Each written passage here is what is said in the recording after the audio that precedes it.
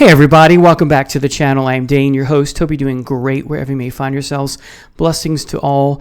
Welcome to my new video where I'm going to talk with you about when Def Leppard actually rocked, a retrospective looking back on their first three albums and their first three albums only. For many of us, this is where it's at regarding the band, and also for many of us, it's after these three albums that we jump off the Def Leppard train because things are never the same once Hysteria comes out. I can't speak for everyone, but for many of us, this is the case. And when it comes to the whole discography, can't say I'm a big fan, but when it comes to these first three albums, I still adore these albums. I still love them. They're almost in constant rotation in the car, at home, that sort of thing. Again, never gets old for me, these first three albums. So a little backstory. My love of Def Leppard, I have to give thanks to my sister because she was into them before I was. She had the debut and the sophomore effort on vinyl before I did. And I did not get into them until almost the third album was about to be released. More on that later. So we're talking 1983, but before Pyromania comes out, whatever, months leading up to that. And so eventually I get my allowance money and my mom takes me to Sound Warehouse and I pick up the debut and the sophomore effort because my sister would have these in constant rotation on her turntable growing up in high school. She's 2 years older than me. I'm a freshman. She is a junior. So that kind of thing. I talked to her, hey, who's that? That kind of thing, word of mouth, and the rest is history. So, and then almost as soon it seems, if not literally, that I get the first album and the second album on vinyl, lo and behold, in the mail one day, we get the newspaper or in the mail, there's the little cutaway flyer thing that Sound Warehouse would put out and put in the newspapers, and this is new and on sale. And so I show my sister shows my mom said, let's take a ride. Next thing you know, we have this on vinyl, both of us, and we take it home and listen to it, and we were ecstatic. And next thing you know, it's on MTV. And speaking of MTV, the second reason I fell in love with Def Leppard after my sister introducing them to me was because of the videos on MTV for the High and Dry album. You had 3 videos for Let It Go, High and Dry, Saturday Night, and Bringing On the Heartbreak. And then, of course, you had videos for Foolin' and some other songs, Rock of Ages, and what's the other one? Photograph, of course, the glam song, if you will. So if we start with the debut, you have 2 songs that were re-recorded from the Def Leppard EP, Overture and Rocks Off, which was originally called Get Your Rocks Off on that EP, which is out of print, but I have this New Wave of British Heavy Metal collection, which has the original Get Your Rocks Off on here. So that's worth having. But Ride Into the Sun is not on the debut, as you know. So this album was produced by Tom Allom, came out on, Judas Priest fame, came out on Vertigo, the Vertigo label, 1980 on through the night. You have 10 or 11 tracks that are marvelous. It's a little unpolished in the same vein that Zeppelin's first album was unpolished, but there's a charm to it. You have the wonderful hit song I say because it's one of the most popular songs. If we talk about that first, the most popular songs in this album by many of us are Rock Brigade, Hello America, Wasted, and Rocks Off, and to some degree It Don't Matter. So Rock Brigade is just a great heavy tune. It's real. It's an earworm type song. I hate the word phrase catchy, but it is. It's just an all around great rockin' tune. And then you get the wonderful Hello America, definitely inviting us Americans to open our ears and hearts and minds to a wonderful band at this time. This is a nice song. This is not my favorite song, but it is a very good song. Next, you get Sorrow Is a Woman, which I think is an underrated gem. You have a great intro. You have a great hook here. There's definitely a Thin Lizzy vibe going on with this album. More of that later. I think I can imagine Phil Lynott singing this. That's how much this is a Phil Lynott type ballad. I love it. And then you have the wonderful It Could Be You. The opening guitar riff is amazing. It speaks volumes of what the new wave of British heavy, the new wave of British heavy metal is all about. Has a Saxon vibe to it, and it's just an all-around nice rocker. Then you get the song I just love, another underrated gem in Satellite. I love Joe Elliott's vocal phrasing and cadences here. It's just a heavy rocker, and yet you can sing along to it. It's wonderful. And then another underrated gem, When the Walls Come Tumbling Down, not related to John Cougar. It's got that galloping Iron Maiden, again, part and parcel of so many of the bands in the new wave of British heavy metal. There, I said it right that time. The chorus in these songs are all great. Choruses, And then you get my favorite song in Wasted, just so heavy, great solo, great riff, wonderful song. And then the re-recorded version of Rocks Off, not as great as Wasted, but it's very good. And then very catchy song, especially because of the chorus. It Don't Matter, sing-along type, heavy rocker. Love the song to death. Then you get another Thin Lizzy type song in Answer to the Master. It has a quasi-Thin Lizzy tone to it. It's very catchy. I love it. And then you get Overture, which is a ballad at first, and then it picks up light and shade, the type where you start off light, then you get heavy as you go. And once it picks up and gets into more heavy waters, totally sounds like a Thin Lizzy song because of the twin guitar tone. Sounds just like Johnson and Gorham to me, to my ears. It mimics the Thin Lizzy guitar tone perfectly. I love it. This is a wonderful album, I think. And again, it's underpolished, despite it's not very polished. It's very raw sounding, and that's really its charm, despite the fact that Tom Allom is known for his polished type works with respect to Scream for Vengeance and that sort of thing. Anyway, what a great album. And then, despite the ugly Hypnosis album cover, which they were known for producing some questionable album art, this is a masterpiece of an album. I would argue that On Through the Night is very good. This is, to me, a legendary album. I like it from start to finish, as I do On Through the Night, but this is even more special. Let It Go is just an amazing, heavy song. You have some wonderful, heavy stuff on here. Maybe only 2 ballads, more of that in a minute. But one of the things that I thought about, especially when I heard this the first couple times, and a little bit with respect to Pyromania, but with respect to this, if you look at the logo, okay, this is where I really started to take notice of the logo. Of course, I knew they misspelled it, the name, Def and Leppard, on purpose on the previous album, but the misspelling definitely, I think, is on purpose to mimic Led Zeppelin.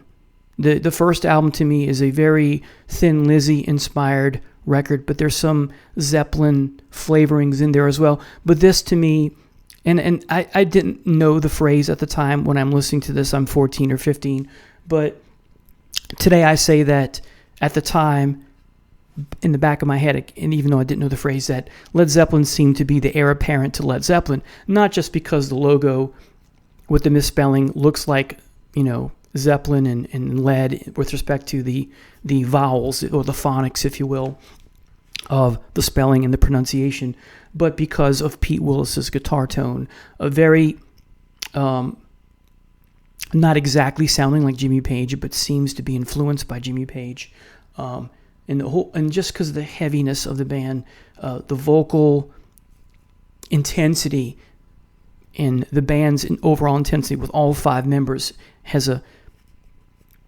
what I'm trying to say is to my 14-year-old, 15-year-old ears, and even today, but especially back then, to me the band sounded like if John Bonham hadn't died, this perhaps is what Led Zeppelin could have evolved into. Or, if not, then this is Def Leppard picking up where Led Zeppelin left off, but heavier, if that makes sense.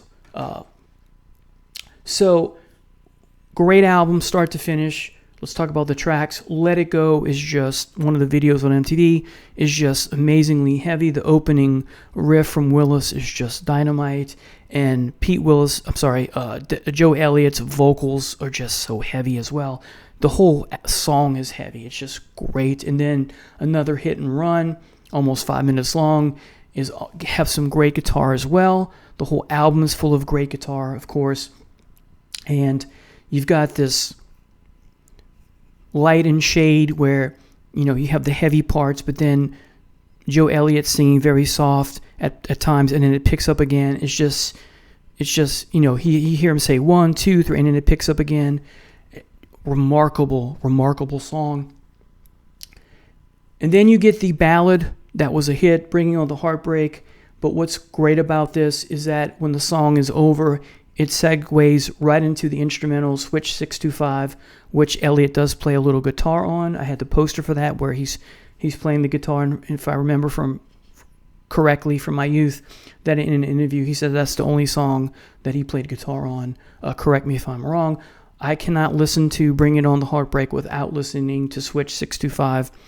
Sometimes when I hear Bringing On the Heartbreak on the radio, I have to, because they never play the instrumental on the radio, I have to come home when I do and listen to the instrumental to satisfy myself, if you will, musically. Then you get the nice, not as heavy as what came before, but heavy enough. You Got Me Running. I love the lyrics here. I don't care too much about backstabbing and sidestepping. You're all sweet talking. It's just great. I love it. Then you get another ballad in Lady Strange. Nice ballad. So again, it's the order of the day. Still is today with bands that are not death metal and not extreme metal, where you have heavy songs, but you also have your ballady stuff. Think Black Sabbath's Changes, and of course Def Leppard is running with that as well. And it works. Then you have On Through the Night, pulling a Led Zeppelin in the sense that Houses of the Holy is not on that album. On Through the Night is not on that album. It's here. It's a great song, I think, a bit underrated. Then you have Mirror, Mirror, Look Into My Eyes. It's both light and shade. You have ballady moments, but also you have the heaviness there. It's a wonderful, I think, an overlooked song at times. And then you get perhaps the heaviest song on the album in No, No, No, which just is remarkable. This is produced by Mutt Lange, as you know, and of course the end of the song is just Elliott screaming "No, no, no" over and again. It's just great. The whole song is just heavy, great hooks, catchy song, heavy flavors, wonderful album from start to finish. This is on. I failed to mention that this and the debut are both on Vertigo, and then they switched to Mercury with Pyromania. Here it is, and if I didn't say already, I'll say it now, that when we saw that this was available, pretty much the week or day it came out, in the little flyer from Sound Warehouse, my mom brought us over to the store immediately and we picked it up. And this is a great album. I don't love it as much as the middle album in this trilogy. The middle album is my favorite, then Pyromania, then On Through the Night. But you have some great songs here. We used to have a program on our radio station here growing up as a kid, WRNO, which stood for We're the Rock of New Orleans. They would have Album Hour, and even though I got this before they played it on Album Hour, I still listened to it before I went to bed. And in an interview, a sample from an interview, they asked Joe Elliott, do you consider yourself a heavy metal band? Because, they were labeled as new wave of British heavy metal. And he said, no, Cloven Hoof is heavy metal. We're not heavy metal. And that was foreshadowing, Joe going down in history after this album saying we're a glam band. We're not a heavy metal band. Anyway, so Rock Rock Till You Drop is a great way to start this album. I love it. Got some heavy guitar flourishes in the beginning, and then you have the keys that come in that surprisingly don't ruin it, but that's the order of the day. Keyboards becoming the order of the day with Bon Jovi and that kind of thing, but it works here. And then you get the big hit off the album, Photograph, which I just love. I love the guitar solo. I'm not the biggest Phil Collins fan, but it works in the song. And yes, Pete Willis does play on this album, but he's strictly on rhythm guitar duty for all the tracks here, or most of the tracks, according to my research. If you watched the video for Rock of Ages, there are 6 hooded figures in that video. Is one of them Willis? Maybe. Anyway, My favorite song on the album is Stage Fright. I love the song. I wish this would have been a radio hit. For many of us, it is a gem, rightfully so. What a great song. Great catchy chorus, great hooks. I love the way Elliott sings the chorus here. And then you get the wonderful ballad in Too Late for Love, 4.5 minutes. Great vocal phrasing. And as ballads go, one of the best of all time in all 80s metal or rock music, if you ask me. Then you get almost an epic track in Die Hard the Hunter, which ends side 1, and foreshadowing how we have almost another, not an epic track, it's only approaching 5.5 minutes with Billy's Got a Gun, but it has an epic flavor or feel to it. So I like what Def Leppard does with this album because it ends with 2 really great songs that are underrated gems that have an epic feel to it. Sidebar, I also remember MTV showing the clip of Tipper Gore showing this in the PMRC committee and, raising it up on vinyl and saying, "Burn, baby, burn," as if the members of the band are actually pyromaniacs. Ridiculous. Anyway, so Die Hard the Hunter, I think, is an underrated gem.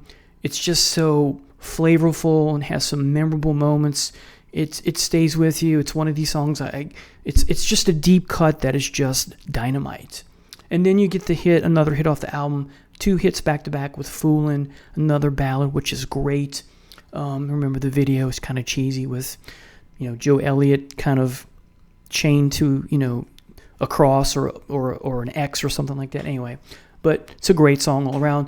And then you get the gibberish starting Rock of Ages, which I won't mimic, but this is a great, catchy song. Not necessarily a heavy song, but it is great nonetheless. And then another amazing song, an underrated deep cut. This album is full of wonderful deep cuts. Coming Under Fire, I think, is amazing. As far as favorite songs go, my favorite here are Stage Fright, Too Late for Love, Rock of Ages, Coming Under Fire, and Action Not Words. The next song, I think this is a great song too, under 4 minutes. Great message, right? And it's a heavy song. Nothing here is as heavy as what comes before on High and Dry. But this is still heavy in its own way, if you will. I think it's wonderful.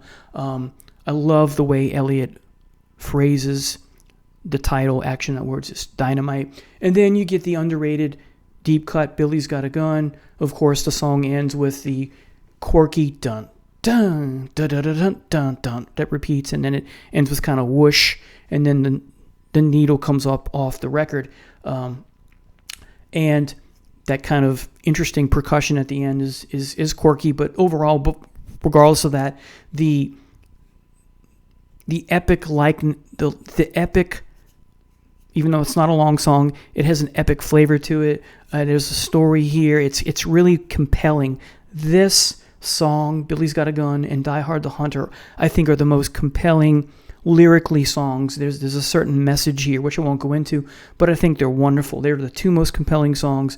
But everything here is dynamite, but not as dynamite as here or the first album. If I rank them, as I said, this is my favorite of the 3, then this, and then On Through the Night, which I only have in MP3 format because I loaned that to someone and never got it back. But I think this is a rich trilogy from the band, and it's too bad that they had to go on and sell out and become a cheesy 80s hair metal band, if you will, and lose their heaviness. So anyway, there you are, folks. Tell me what you think of this wonderful trilogy. Do you think it's wonderful, or do you like their more pop commercial stuff? Thank you so much for watching. Take care.